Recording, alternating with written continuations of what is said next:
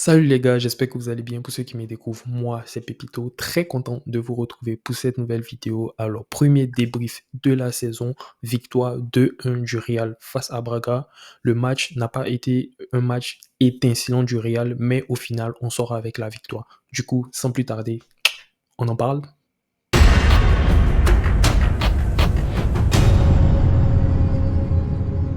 Alors, comme j'ai eu à le dire, on n'est pas sur l'un des plus gros matchs du Real de cette saison. Voilà, le Real n'a pas sorti une top performance, mais le Real a pu s'imposer. Mais il faut dire qu'aussi, cette équipe de Braga là a été très cohérente dans son système de jeu dès les premières minutes. Voilà, c'est cette équipe-là qui dominait Braga, qui a su une très bonne série de victoires, sur 5 victoires consécutives. On sentait qu'ils avaient cette confiance-là, surtout qu'ils étaient à domicile. Ils ont vraiment très bien exploité les premières minutes. Malheureusement, il n'y a pas eu de but pour eux, mais le Real, dès sa première action, elle, a su convertir. Alors, ce but est arrivé par l'intermédiaire de Vinicius qui fait une passe à Rodrigo. Rodrigo, bien qu'il ait marqué le premier but, mais quand on fait le bilan de son match, le bilan même de son début de saison, c'est un très mauvais début de saison. Rodrigo, rendez-vous compte que même quand il était remplaçant, même à ses débuts au Real, il avait de meilleurs stats qu'actuellement. Il avait de meilleurs rendements même dans le jeu qu'actuellement. Je ne sais pas si c'est son positionnement qui ne lui convient pas. Je ne sais pas si c'est physiquement aussi qu'il n'est pas bon,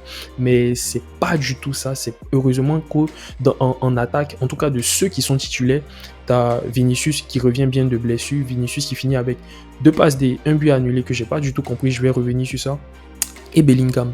Heureusement qu'il y a ces deux-là, voilà, qui, on va dire, marquent des buts, sont décisifs. Parce que Rodrigo, franchement, c'est très compliqué. Malheureusement, ce soir, on n'a pas pu avoir Roselu. Roselu qui était malade. J'espère qu'il sera rétabli avant le Classico. Mais Rodrigo, c'est vraiment pas un très bon match. Et même sur le but de Bellingham, parce que l'action, en fait, elle commence par Rodrigo qui fait, on va dire, une passe mal ajustée, qui fait une passe mal ajustée à Vinicius. Heureusement qu'il temporise, puis il la remet à Bellingham, qui place très bien ce ballon. Mais franchement, Rodrigo, son début de saison, il est catastrophique. Je sais pas si le fait de le mettre sur le banc va vraiment fait qu'il va beaucoup manquer de confiance en lui. Mais franchement, faut réagir, il faut faire ce qu'il faut faire parce que Rodrigo, il enchaîne les matchs, il enchaîne de mauvaises performances. Et pour revenir maintenant à Vinicius, franchement, moi, je suis satisfait de son niveau. Presque toutes les grosses actions du Real sont passées par lui. On sait que Vinicius, une fois qu'il est lancé, c'est très dangereux. C'est très, très dangereux. Mais moi, je comprends pas pourquoi Ancelotti, il s'entête à toujours vouloir faire jouer Vinicius Rodrigo dans l'axe. Vinicius, ce soir, ses plus grosses actions, c'est lorsqu'il était sur le côté, lorsqu'il était en 1 contre 1 ou en 2 contre 1. Voilà, c'est comme ça qu'il est bon dans l'axe. Il n'arrive pas énormément à exploiter ses capacités.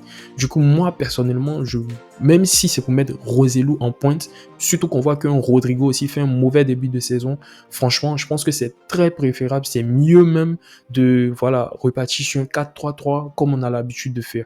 Mais voilà, Vinicius qui ressort avec 2 passes D, un but annulé. Je ne sais pas pourquoi il a été annulé. Il n'y a clairement pas hors-jeu. La VAR n'a pas signalé. Quand tu regardes les images, tu vois qu'il n'y a pas hors-jeu. Tu vois qu'il est très bien, dans le jeu. Une très belle louche aussi de Camavinga qui fait une passe à Vinicius quand on sait qu'il est lancé. Voilà, c'est très improbable de le stopper.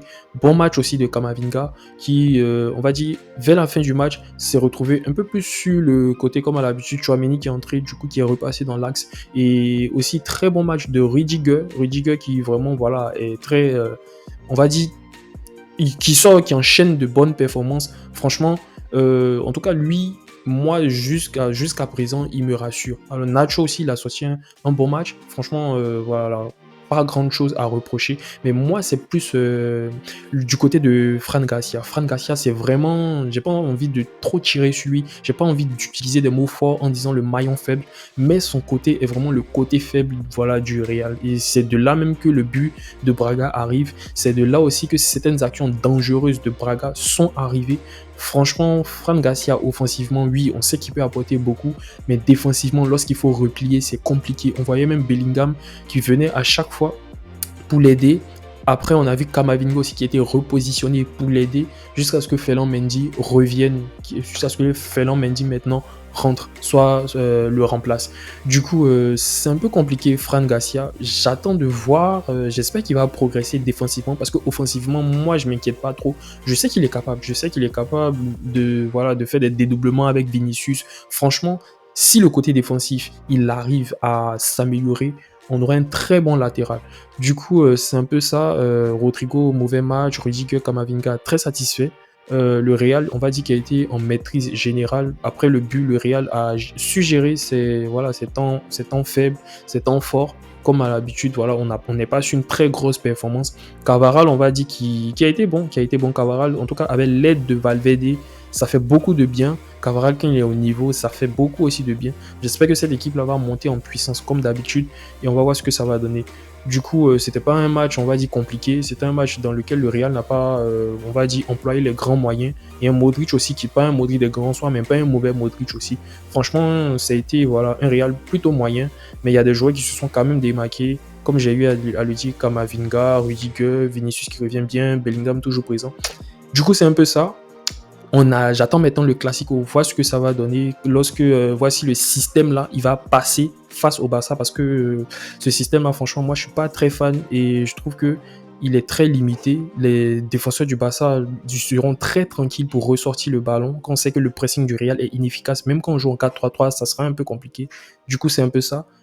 Merci d'avoir regardé la vidéo jusqu'à la fin. Je compte sur vous pour péter le bouton de like. N'hésitez surtout pas à vous abonner et à partager. Et à très bientôt pour la prochaine pépite. Ciao.